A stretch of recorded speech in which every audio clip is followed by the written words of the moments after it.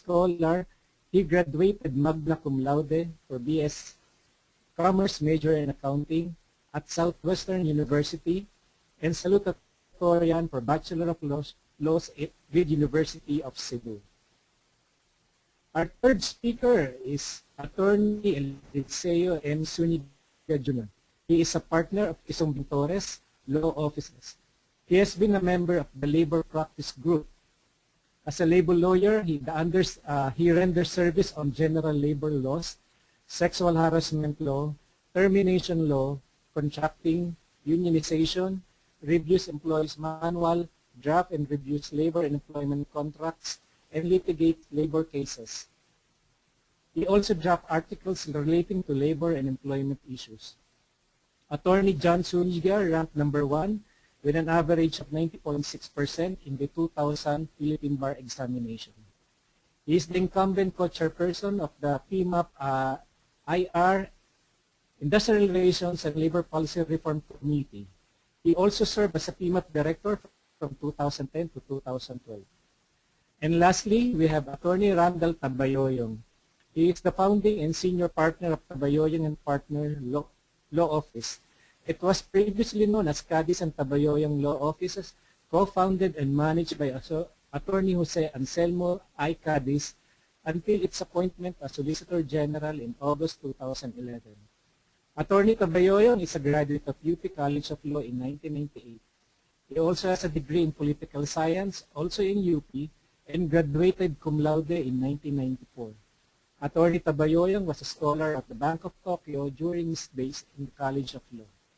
So to begin the session, I'm giving the floor to Attorney Josepos B. Jimenez.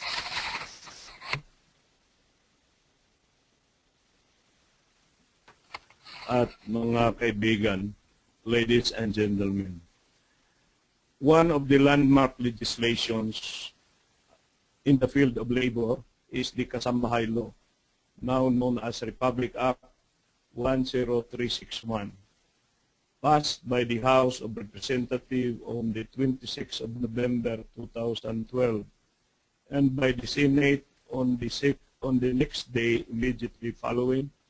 This was signed into law by President Aquino on 18th of January 2013.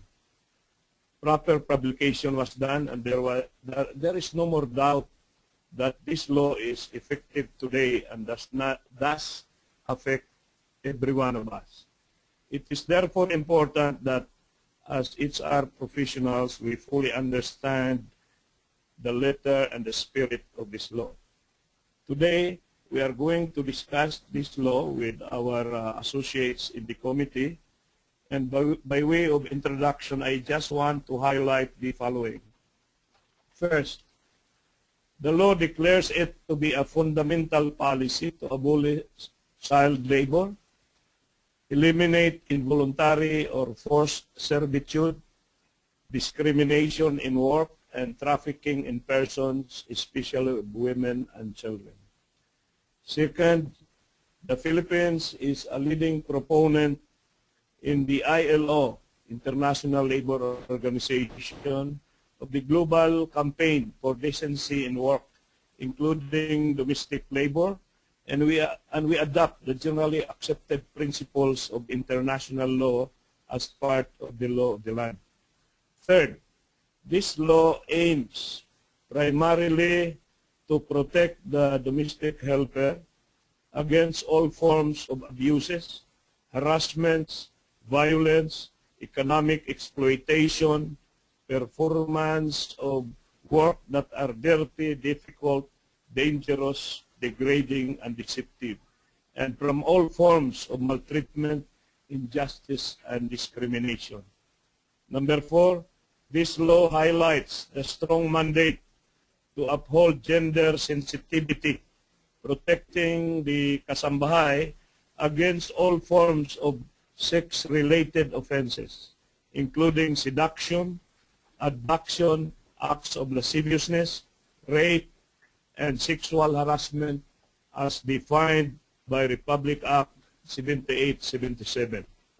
Fifth, this law includes all household service workers like maids, cooks, lavanderas, gardeners, and all this, all those similarly situated. But this does not include the drivers, who will be covered by another legislation. The law grants specific rights to the Kasambahay, which will be discussed by Attorney Balsicas. Ang batas na ito ay Kasambahay ay tinatrato bilang mga mistulang mga alin sa gigilid o aliping na mamahay who were treated as lesser human beings or children of the lesser gods. Inaabuso at minamaltrato, niyuyurakan ang dignidad. At tapos na rin ang mga panahon kung saan ang mga kasambahay ay mag-aabuso sa kanilang amo at sa mga anak ng kanilang amo.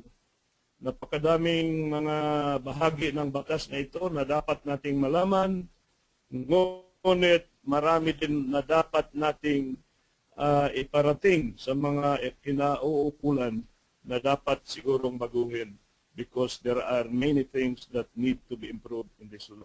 So let us discuss this law now as professionals, as Christians, and as HR practitioners who all value the human dignity of every human person, including the Kasambahay. Thank you, and my colleagues will discuss the details.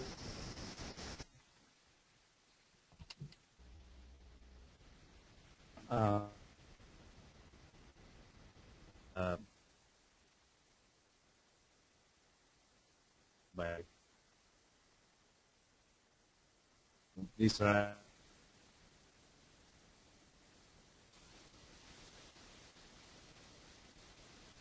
in the end,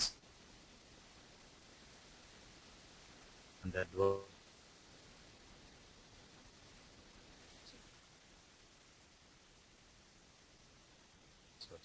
well, there's a that after 1 year from the time that this rather took effect, the increase in the minimum wage of the Kasambahay is already part and parcel of the review that will be taken by the RTWTVs if in case there's a need for them to increase the minimum wage. In addition, the wages that are supposed to be given to the Kasambahay should be paid in cash. So hindi po pwede yung bibigyan mo ng goods, bibigyan mo na lang ng mga kung ano-ano dyan. It has to be in cash. No tokens, no tickets, no cheats. And the wages are supposed to be received at least once a month. The other thing that we need to take a look into is the entitlement of the Kasambahay to rest, which is an 8-hour period within a day.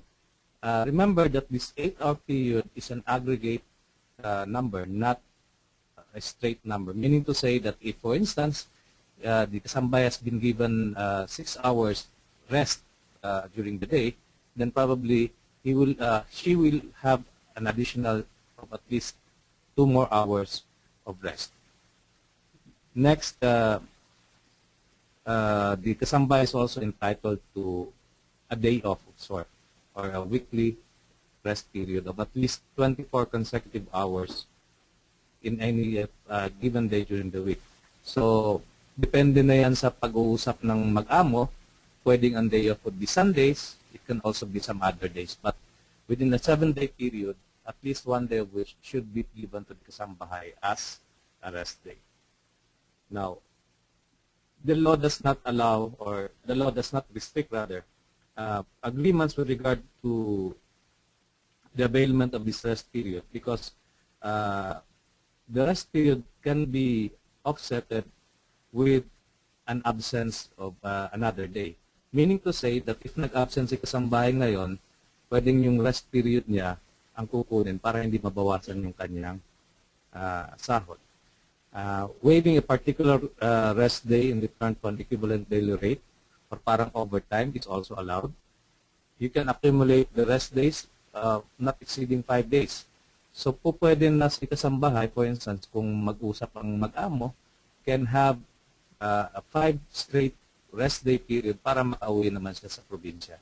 This is in addition, by the way, to the 5 days incentive leave that is provided for under the same law.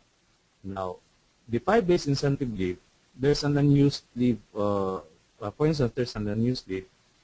This can be carried out for the succeeding years, but this cannot be converted into cash. Meaning to say, ang leave ni kasambahay should be availed in terms of pag-uwi niya sa probinsya or some other personal reasons. Next, the kasambahay is also entitled to protection under SSS, Pag-ibig, PhilHealth, and ECC. This means to say that it is now compulsory for the kasambahay to be covered under this social security benefits. Now, insofar as the payment of the premiums, if the kasambahay receives less than 5,000 pesos a month, he or she need not pay the premium for SSS, Pag-ibig, PhilHealth, at saka ACC. But if the kasambahay receives 5,000 or more, then the premium will be shared proportionately by the employer and the kasambahay. Another is the provision on the standard treatment of the kasambahay, which prohibits abuse, verbal and physical or otherwise, physical violence, harassment, or any act tending to degrade the dignity of the kasambahay. So, if you notice, may mga incidents that involve the kasambahay being physically abused. So, hindi na po pwede yan under the law ngayon. Next is the provision on board and lodging and medical attention, which requires that the kasambahay be given adequate meal at least 3 times a day and should take into consideration the religious beliefs and cultural practices of the said kasambahay. So, if, for instance, the kasambahay, kasambahy's religion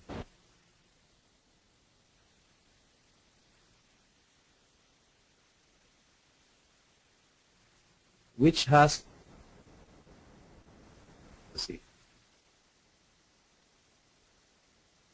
is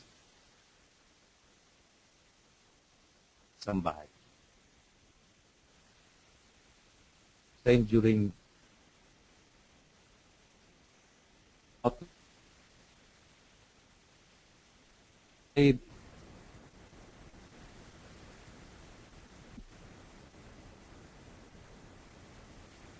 sedentary not withdraw or hold in abeyance, say the meals, conditions, when because as a form of punishment to the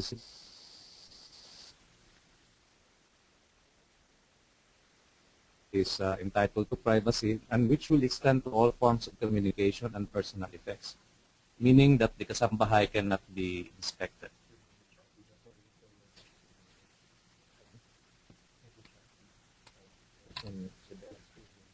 Last 2 minutes.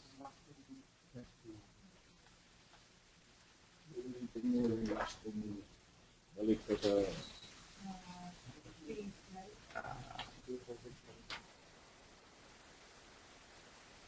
anyway, here properly the other Attorney Zuniga will also discuss the rights of the kasambahay in relation to the obligations of the kasambahay. Okay.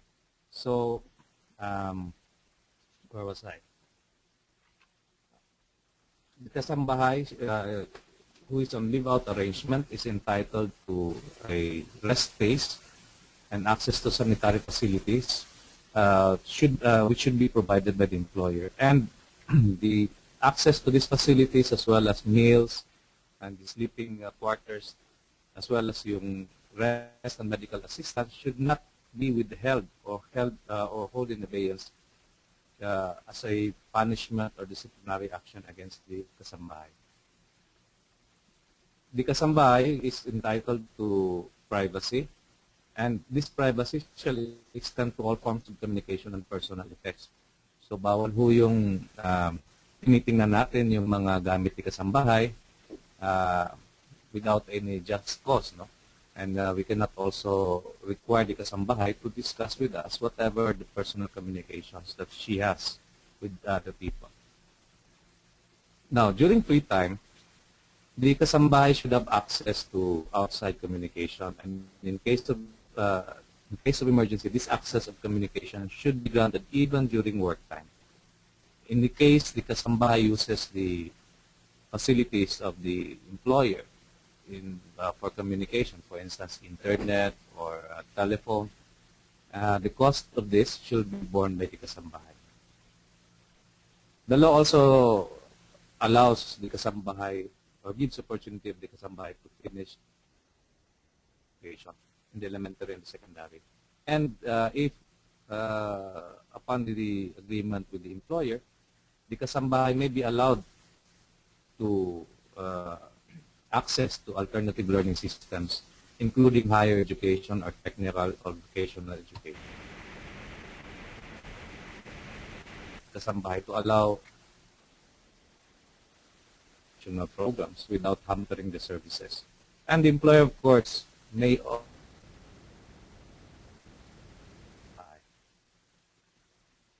another right that is given by law to the Kasambahay is the right to become members of a member of a labor organization. In short, the Kasambahay can now become a union member, and as such, she's also entitled to collective bargaining negotiation if and when they have formed a union. Now, this is something that is something new, because you might say that this involves the trust and confidence of the employer, but that is what the law provides. And as such, the employer should not prohibit the Kasambahay from joining any labor unions. The Kasambahay is also entitled to an employment contract, which will be discussed in detail. Or I mean, there is a sample contract of that, which is found in the implementing rules of the Kasambahay laws provided by the Department of Labor and Employment. And then the Kasambahay is also entitled to receive a certificate of employment for the services rendered with the employer. So the employer cannot withhold the issuance of the certificate of employment without any valid cause. Now, the Kasambahay as well is also entitled to exercise her religious beliefs and cultural practices. Hindi natin pwedeng pilitin na lumipat ng relihiyon kasi yun yung relihiyon ni employer niya. Okay. And the right of the Kasambahay to terminate the employment with the employer is provided for as follows: verbal or emotional abuse, inhumane treatment, physical abuse of the Kasambahay. If the Kasambahay has been subjected to a crime or an offense against by her employer, violation of the terms and conditions of the employment and other standards as set forth in the contract, as well as in the implementing rules of the law. The Kasambahay may also terminate the contractual agreement if, by reason of disease, such illness is prejudicial to the health of the Kasambahay, to the employer, or to the other members of the household. The employer by up to 15 and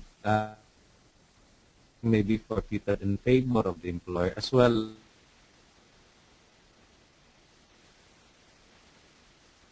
if the employment.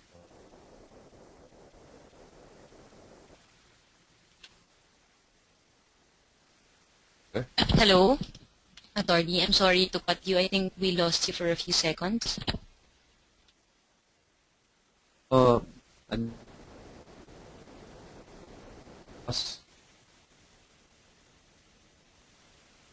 Salary di Kasambahay the employer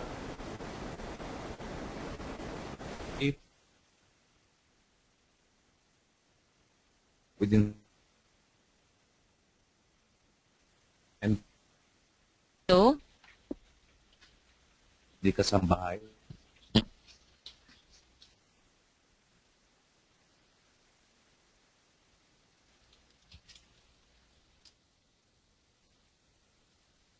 Good afternoon.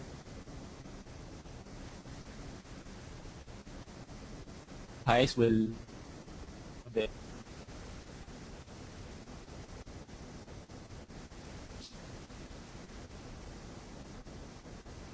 this year.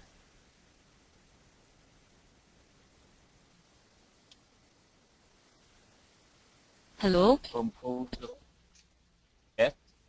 Hello? Yeah, sorry. Medyo choppy and we lost you, I think, for a few seconds.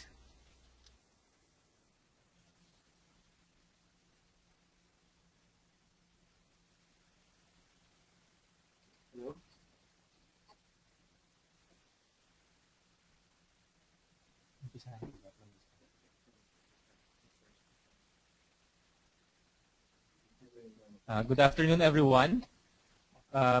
The rights of the Kasambahays under the Kasambahay law and the implementing rules necessarily create corresponding obligations on the part of the employer. The implementing rules of the Kasambahay law provides for at least 13 obligations of the employer. The first one is to provide for the basic necessities of the Kasambahay, composed of board, lodging, and medical attendance. The employer consideration. So, for instance, if the Kasambahay is the employer cannot require or compel the Kasambahay to eat pork in sleeping conditions that respects the person's privacy for live-in arrangement. And those Kasambahays under live-out arrangements shall be provided. The last one, appropriate rest and medical assistance in the form of first aid medicines in case of illnesses and injuries sustained during service without loss of benefits. Well, at the provision disciplinary second obligation of the employer of the Kasambahay for you does not mean that you may to read, for instance, the text message. Hello? Yes. Yeah, sorry again, but I think we did not get all your words, and even the other participants are sending us message that they can't hear you. So medyo choppy, and I think you're having problems with your audio. How about this one? Yeah, Should I I repeat can from hear the you now. Guys, could you raise your virtual hand if you can hear attorney talking? Should I start from the Are you top? loud and clear?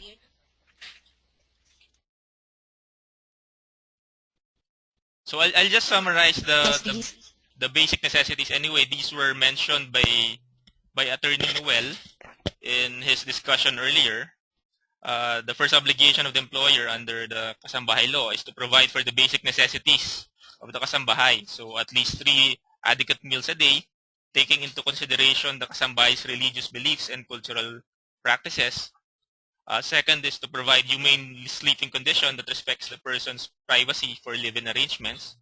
And for those under live-out arrangement, then the employer should at least provide space for rest and access to sanitary facilities. And lastly, to provide appropriate rest and medical assistance in the form of first aid medicines in case of illnesses and injuries sustained during the service.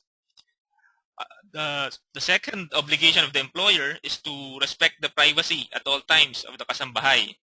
which shall extend to all forms of communication and personal effects. For instance, if a letter is sent to the Kasambahay, then the employer cannot just open the mail or the letter without seeking the consent of the Kasambahay. The employer also could not read the text messages addressed to the Kasambahay. This is related to the third obligation of the employer to provide access to outside communication. So during the free time of the Kasambahay, he or she shall be granted access to outside communication. But in case of emergency, access to communication shall be granted even during work time. There may be a question, is the employer required to provide a cell phone load, for instance, to the Kasambahay? Well, there's no requirement to shoulder the cost of the communication, telephone or other communication facilities, but because they should be borne by the Kasambahay, but the employer may opt to waive the cost or to shoulder the cost of the communication facilities. The next obligation of the employer is to provide opportunity to basic education. A basic education consists of elementary and secondary education. It doesn't mean that the employer should shoulder the tuition fees of the Kasambahay. It only means that the employer shall adjust the work schedule of the Kasambahay to allow his or her access to education or training without hampering the services, of course, required by the employer. Of course, the employer may opt to provide financial assistance, but is not obligated to do so.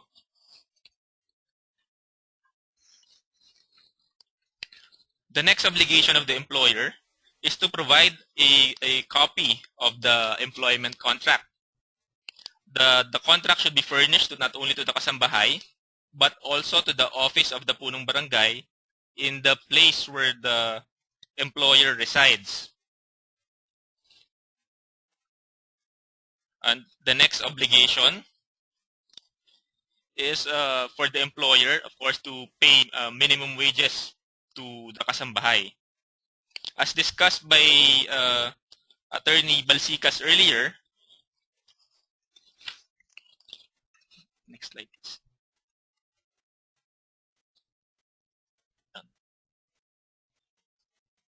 Next one. As discussed by Attorney Balsikas earlier, for the National Capital Region, employers are required to give at least 2,500 a month. For those employed in cities and first-class municipalities, the employer is required to pay at least 2,000 pesos a month. And for those employed in other municipalities, the minimum wage is 1,500 pesos. In addition to these wages, the employer is, I would no longer discuss the rules on payment of wages because these were discussed earlier by Attorney Balsikas. But just to summarize, it should be paid at least once a month.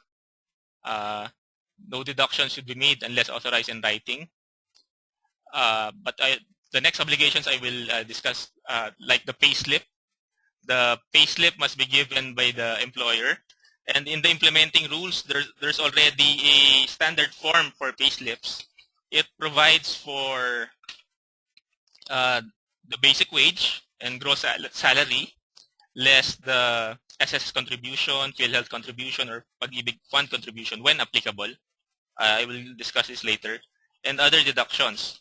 And also the take-home pay, which will be received by the employee every month. In addition, the employer is also required to give 13th month pay to the Kasambahay. Unlike in the revised guidelines before, the employer is now required to give 13th month pay to the Kasambahay, which should be paid at least before December 24 of each year.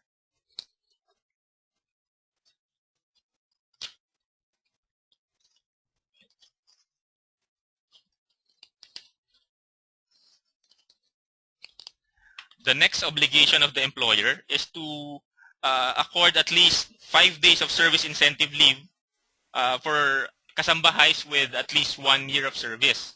So before a Kasambahay has rendered at least 1 year of service, then there's no requirement yet to give an annual service incentive leave of 5 days with pay.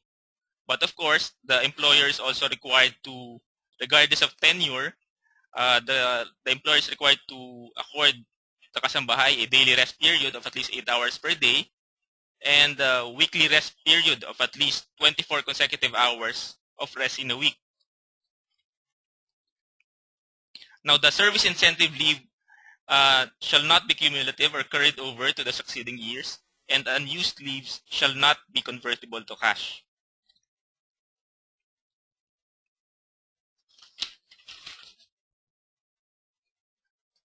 The previous one.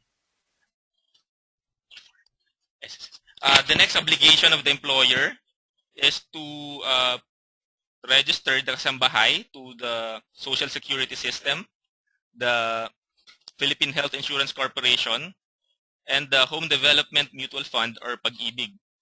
As mentioned by Attorney Balsicas earlier, mandatory premium payments or contributions shall be shouldered by the employer, except if the Kasambahay is receiving a monthly wage rate of 5,000 pesos and above, in which case, the Kasambahay shall pay the proportionate share in the premium payments or contributions as provided by law.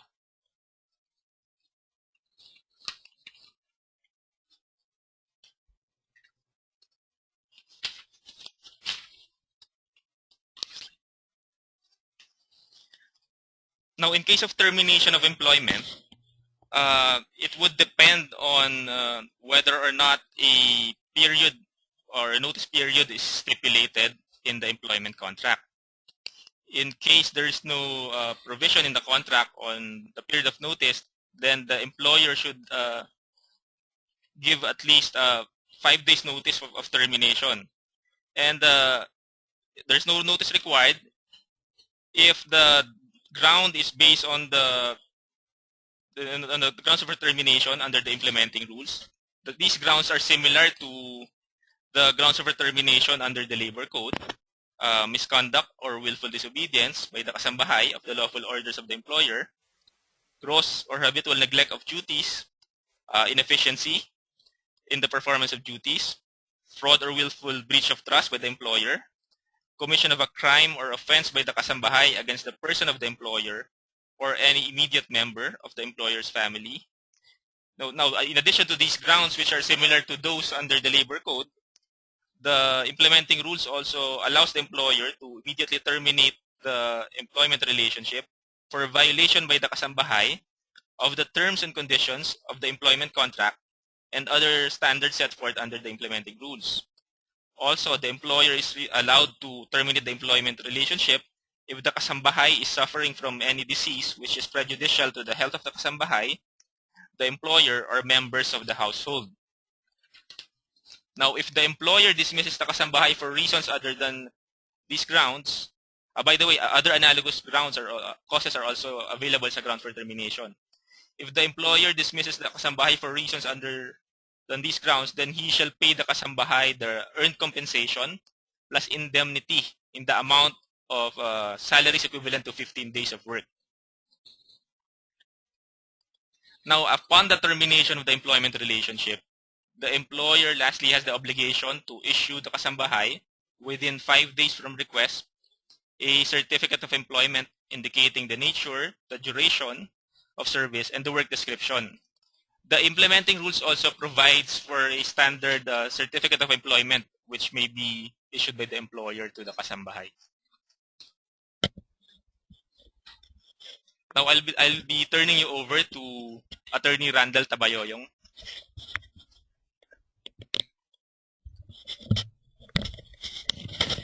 Yes, thank you, Attorney John. Now, I know you have a lot of questions to ask now from our speakers, but I'll just give you a brief background on how to resolve disputes between the Kasambahay and the employer. Now, what happens if the Kasambahay has a complaint? The implementing rules provide that the Kasambahay can go to the nearest dole, field, provincial, or regional office to lodge his or her complaint.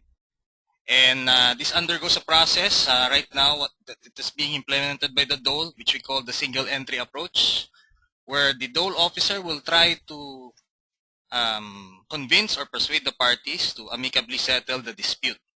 Now, in case the dispute is not settled within 30 days before the SENA officer at the dole, the dole officer is required to conduct a mandatory conference, not more than 30 days, wherein the parties perhaps will be required to submit their arguments, evidence in support of their respective claims.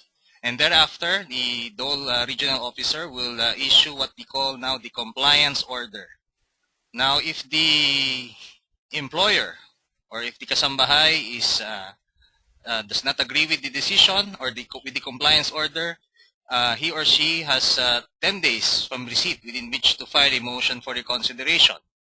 And if he is still not contented with the resolution on the motion for reconsideration, he still has 10 days within which to appeal it before the Secretary of Labor.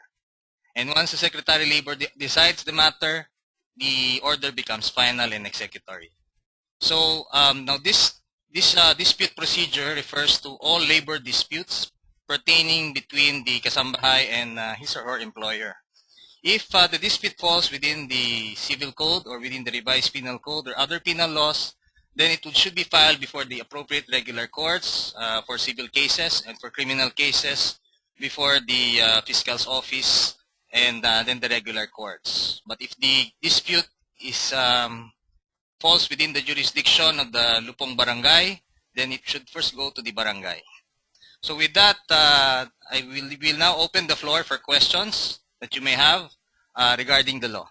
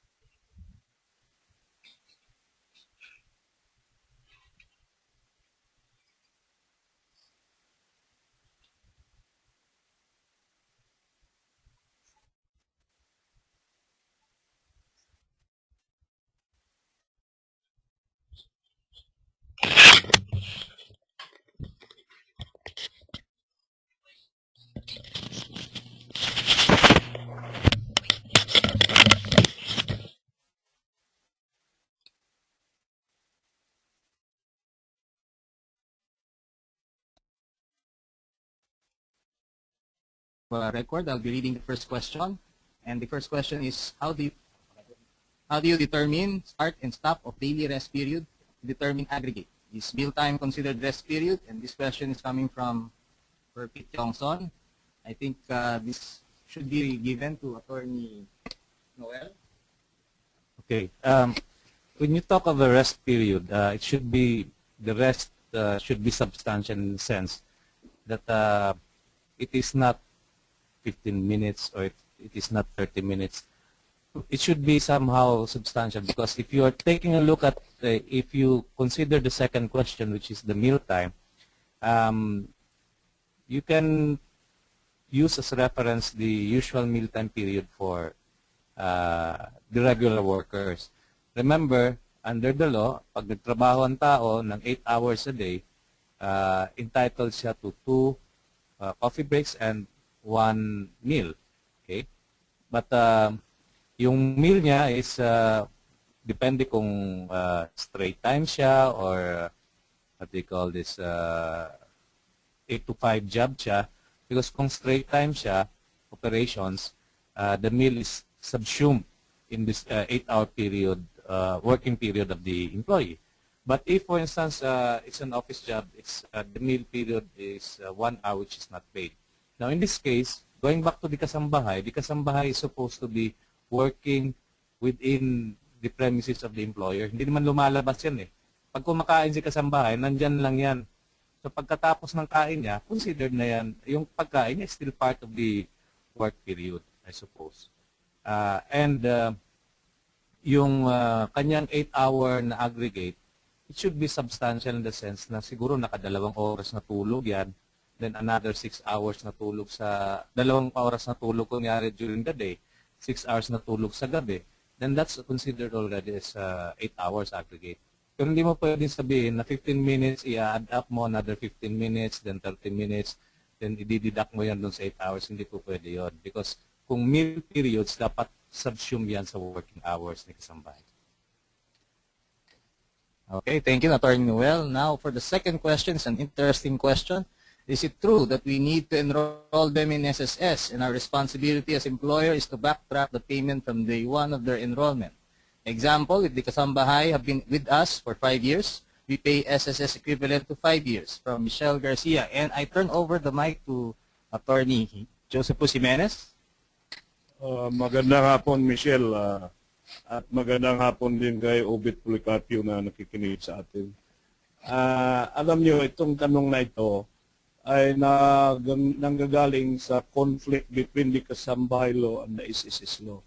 If you read the Kasambahay law, this is prospective in effect. Therefore, itong ginagawa ng SSS to collect back SSS premium, if we consider only the Kasambahay law in isolation of the other laws, according to the Secretary of Labor in one of the interviews over the radio, she said that her opinion is there should be no backtracking because the Kasambahay law, like other laws, should be prospective in effect. But if you read the SSS law, the SSS also has the power to collect back if effective upon the day of the employment.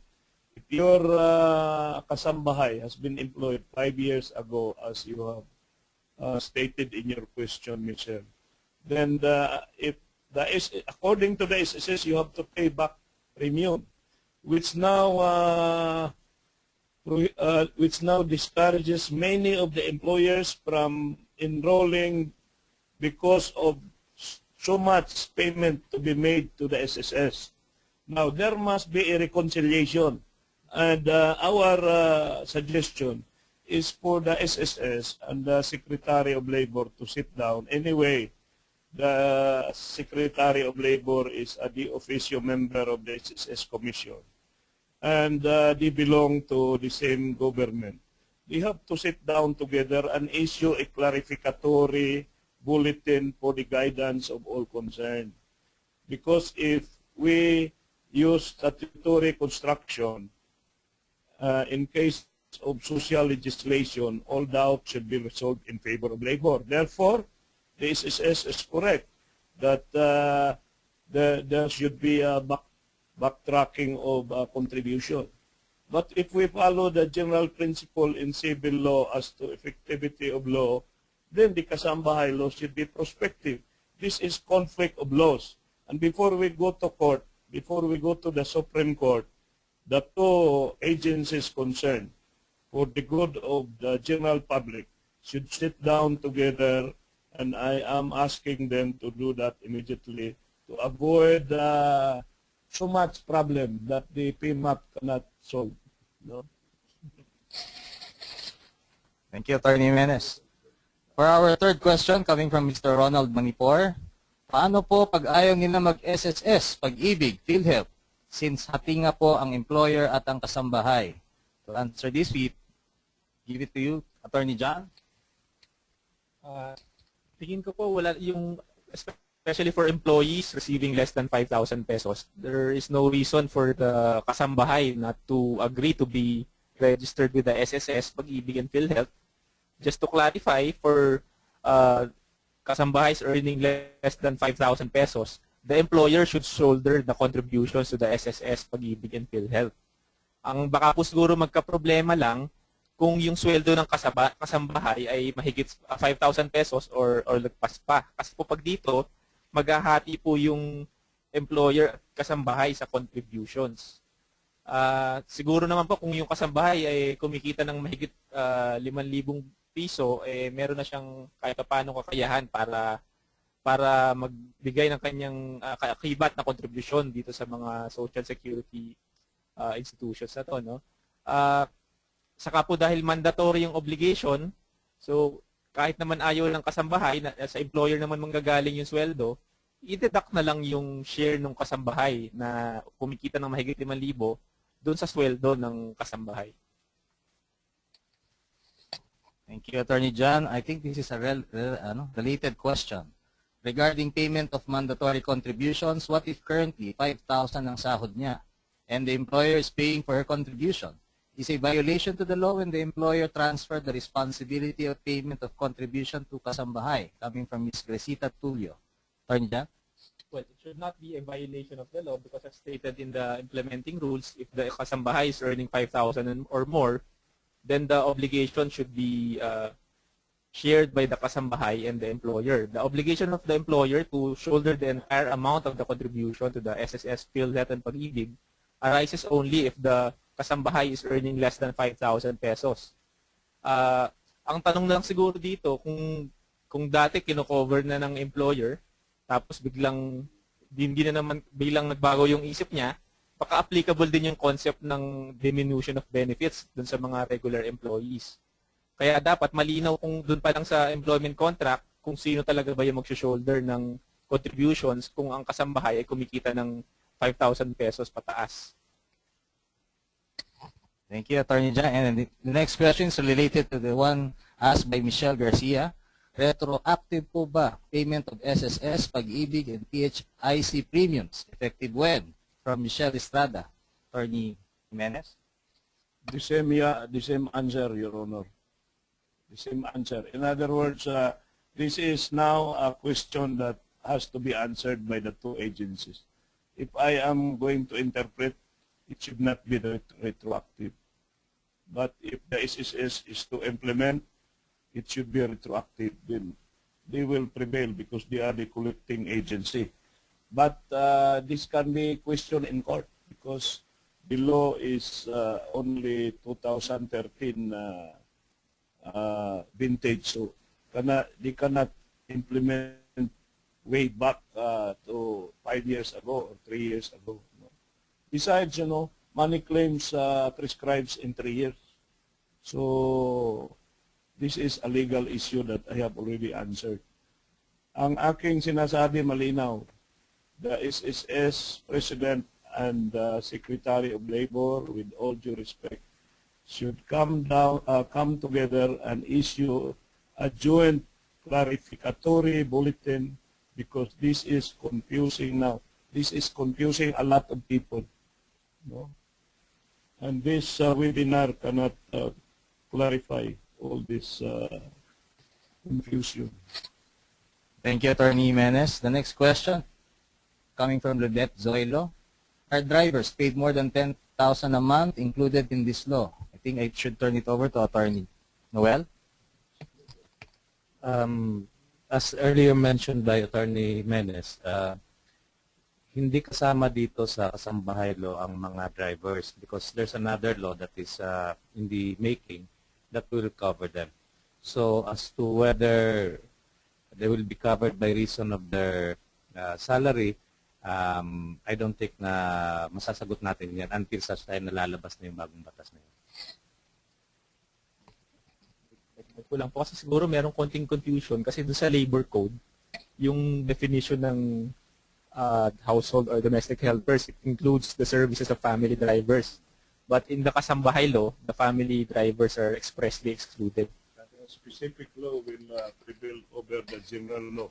Since the general law is the labor code, and the specific law is the Kasambahay's definition and exclusion will prevail, meaning we will uphold that the drivers are not included in the Kasambahay law.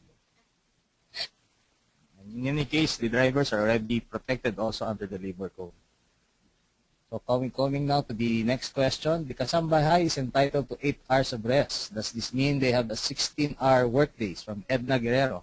I'll turn it back to Attorney Noel. Effectively, yes. Kumbaga, they are on the personal service of others.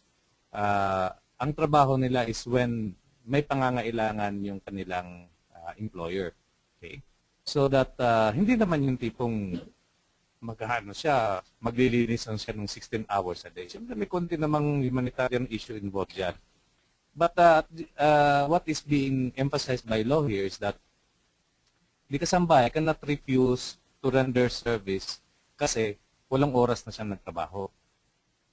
In other words, ang trabaho niya is at any point in time after the 8-hour rest that was given. So 16 hours in effect, on call siya. Hindi naman ibig sabihin nun na 16 hours siya nagtatrabaho.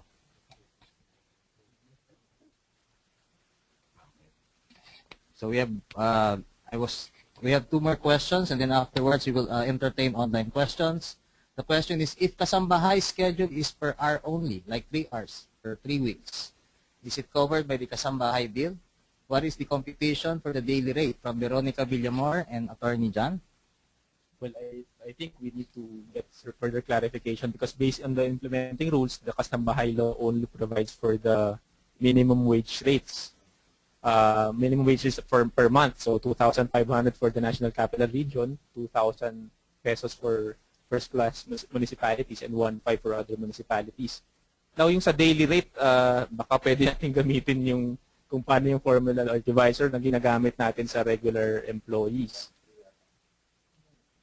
So parang meron kasi yung EWC na formula for computing the daily rate and the hourly rate of employees. If we could use that analogously, then we could come up with the hourly rates of the kasambahays. Thank you, Attorney John. And for the last question, it says that the employer provides medical assistance to the kasambahay. However, it's very vague as to what extent assistance should be extended. What if the illness of the kasambahay has been existing already even before she was hired? Example, hypertension. Do we have to answer for her? From Clarence Valdecantos. Attorney Noel? Okay. The law is clear, no? Ang sabi ng batas, ang medical assistance should be given to the kasambahay in cases of mga injuries, illnesses that happens within the time na nagtatrabaho siya. Now, insofar as medical assistance for work-related illnesses, yun yung kailangang merong tulong na ibibigay sa employer. But if you take a look at the coverage of the law, hindi sinabi na dapat magbayad sa employer precisely because may coverage na siya sa SSS tsaka sa PhilHealth. Meron pa rin sa ACC. So that being said, ang reason for that coverage ng SSS, ng PhilHealth at saka ng ECC is for these agencies to answer for the medical needs of the kasambahay in case na magkasakit siya. But of course, alalahanin natin na yung kasambahay at saka yung amo, magkasama yan sa isang bubong. Pareho ang kinakain yan halos araw-araw, no? And we entrust to the kasambahay our children, our properties, lahat ng mga importanteng bagay sa bahay. So I don't see any reason kung bakit hindi natin pwedeng bigyan ng konting konsiderasyon si kasambahay if and when nagkakaroon siya ng sakit. So, kumbaga tulong natin bilang kasama sa bahay, bilang kapatid, o bilang kaibigan natin sa pamilya. So again, going back, yung law provided for SSS coverage, PhilHealth, at saka ECC, precisely because yun ang sasagot sa medical needs ni kasambahay. But in case of emergencies, work-related illnesses, kailangan talagang tulungan si kasambahay. And ang sinabi ng batas is emergency medication.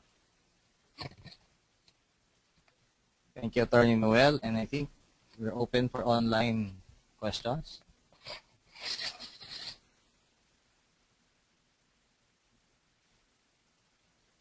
Dapat magtanong si Merly Manaluto, nakita ko dyan, at saka si Jimmy Labrador, yung dati kong kasamaan sa mga racket, si Obit Pulicapio, magtanong kayo. Kung hindi kayo magtanong, kayo ang tatanungin namin. Kayo ba ay nagpa-register na ng inyong mga kasambahay? Dahil ngayon, alam niyo mga kasama, hindi na ang employer ang nag-i-interview ng kasambahay. ang kasambahay na nag-i-interview ng employer. Magtatanong sila, ilan po kayo sa bahay? Meron po ba kaming color TV? At ang huli na tanong, gwapo ba si sir? Yung tanong na yun ay hindi yun malisyoso, kundi yan ay mga pabiro na dapat iwasan ng mga among kalalakihan dahil pag nakasuhan ngayon ng sexual harassment, yun ang problema. Habang naghihintay tayo ng tanong, salita na lang tayo dito para ipaliwanag natin. Dahil alam niyo, merong lumabas sa web kasi na isang katulong, isang kasambahay na nananakit sa anak ng amo. May tanong na. Guys, if you have a working mic, just click on the hand icon so I can unmute your mic and you can ask your questions directly to our speakers. So I can see that,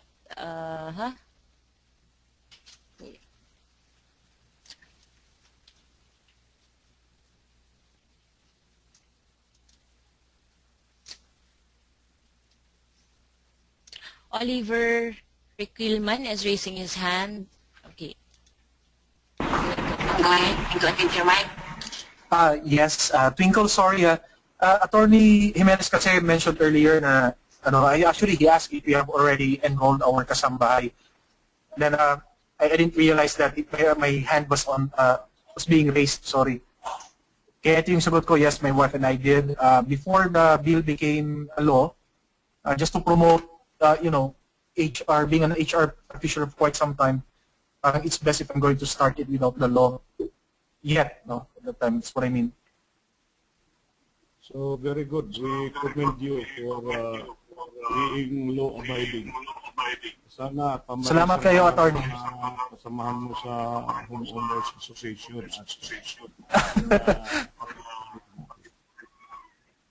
Yes, because being an HR professional for quite some time, I mean, the best practice should start at home.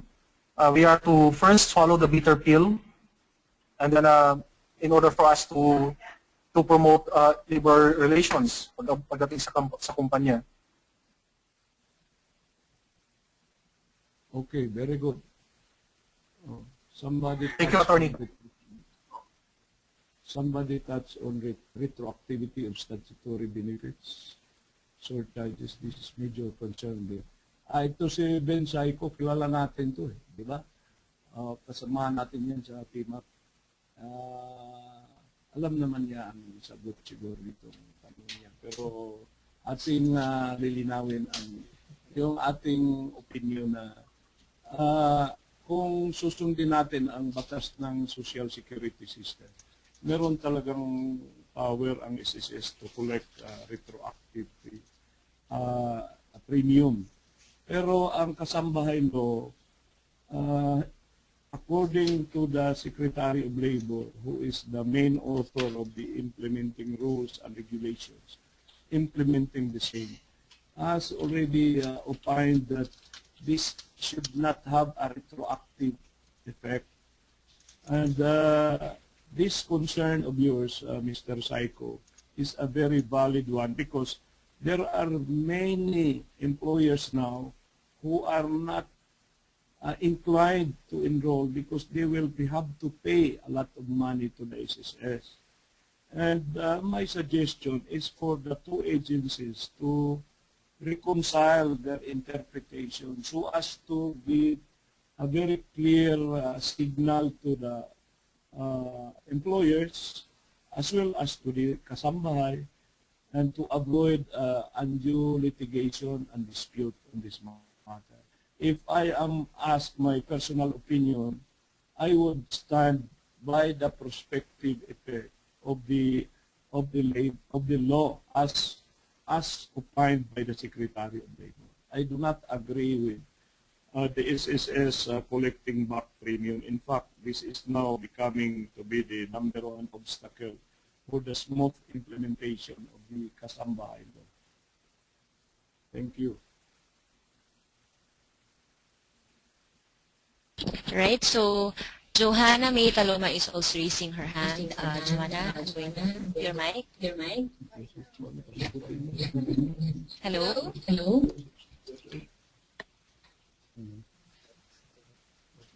Hello? Yeah, Joanna, we can hear you. Go ahead. I would just like to ask, how about the salary increases of every kasambahay? Is it a requirement by law or is it just optional that the employer would be giving? Joanna, as I mentioned earlier, the Kasambahay salary or minimum wage has already been set by law, and the increase may be given or may be mandated by law by way of the regional tripartite wages and productivity board.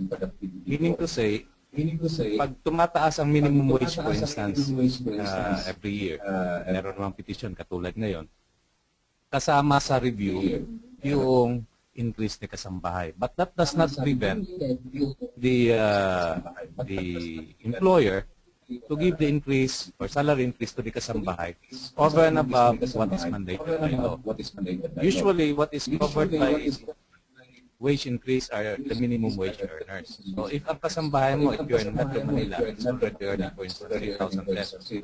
Even if the RTWPB would issue a new guideline on so far as in wage increase is concerned, posibleng hindi na siya covered kasi mataas na yung sahod niya. So that hindi rin magiging problema yon. So kung gusto mo magbigay ng increase sa kasambahay mo, pwede kang magbigay at any point in time. Now, if the law requires, for instance, ka and nasa minimum wage or covered range yung kasambahay mo, then you are compelled by reason of that order of the RTWPB to give the salary increase. Unmuted. Okay, thank you, sir. Okay, thank you. We have here another question. Says, you have a 60-year-old kasambahay. Do we still have to enroll her to SSS and Pag-ibig? We are already paying for her PhilHealth. Please advise. Coming from Nanette Tatlonghari. Ang SSS law natin requires that the what do you call this? The enrollment or an employee has to pay or has to be paid his SSS premium up until age 65. So that kung until age 65 yun, 60 pa lang yung kasambahay natin, necessarily kailangan pa rin nating i-enroll siya sa SSS as well as sa Pag-ibig because pareho ang cut-off period ng Pag-ibig tsaka SSS. No? Even if you say na 5 taon na lang yung itatakbo ng kanyang serbisyo or kanyang contribution, nonetheless, whatever contribution she gets or she gives or she receives rather, makukuha rin niya yan in terms of retirement pay later on or sa pension niya so that maliban sa nagko-comply tayo doon sa batas, yun na rin yung pinaka retirement pay natin na naibibigay natin sa kasambahay natin. Because if you take a look at the Pag-ibig law, may nakalagay doon na proviso na pwedeng gamitin ang Pag-ibig contribution as the basis, as an alternative retirement pay if in case walang retirement plans employer. So, siyempre, individual employers tayo, wala naman tayong retirement plan sa kasambahay natin. Pwedeng hindi ka magbigay ng retirement pay sa kanya when she reaches 65. Bagkus, ang ibibigay, matatanggap ni kasambahay is yung contribution mo sa Pag-ibig at saka yung counterpart niya doon. Thank you.